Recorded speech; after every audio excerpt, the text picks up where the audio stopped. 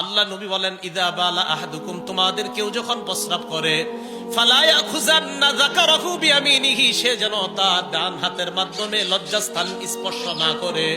তোমাদের কেউ যখন ইস্তেঞ্জা করে, প্রস্রাব করে, সে যেন ডান হাত দ্বারা তার লজ্জাস্থান না ধরে, স্পর্শ না করে।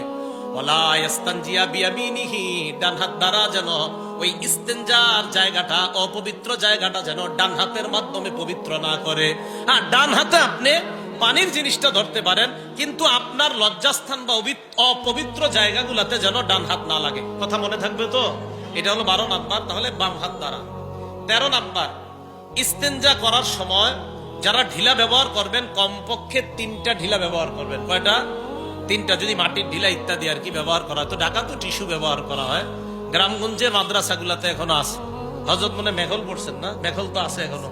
তো এইগুলা চট্টগ্রাম কেন্দ্রিক মাদ্রাসাগুলাতে এখনো ঢিলা আছে, দেশগ্রামে আছে। পাহাড়পুর মাদ্রাসা, কুমিল্লা, আমাদের এই মাদ্রাসাগুলাতে এখনো আছে। তো ঢিলা ব্যবহার করলে কমপক্ষে 3টা। আবু দাউদ শরীফের 7 নম্বর হাদিসে ওই যে হযরত সালমান ফার্সি বলেছেন, নবীজি আমাদেরকে নিষেধ করেছেন, আন্নাস্তানজিয়া বিআকাল্লা মিন সালাসাতি আহজার, 3টা পাথরের কম যেন আমরা না নেই, 3টার বেশি যেন নেই। তাহলে ঢিলা কমপক্ষে 3টা, এর চেয়ে বেশি হওয়া যায়। যারা ঢিলা নিবেন, ওই সুন্নাহ যদি কেউ আদায় করতে পারেন করবেন। আর কি, এটা করার পর পানি ব্যবহার করবেন। এটা করার পর কি ব্যবহার করবেন? পানি। সূরা তওবার 108 নম্বর আয়াত যখন নাজিল হয়েছে, এই আয়াতের অনুবাদটা আগে শোনেন, এরপরে ঘটনাটা শোনাই।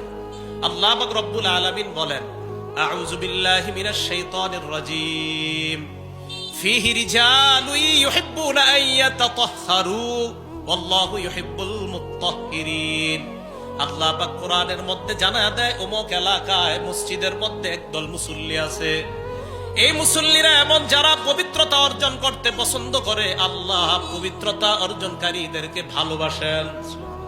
আল্লাহ পবিত্রতা অর্জনকারীদেরকে কি বাসেন? ভালো। এই জায়গায় অনুবাদটা, আল্লাহ বেশি পবিত্রতা অর্জনকারীদেরকে ভালোবাসে। বলেন কি বলছি?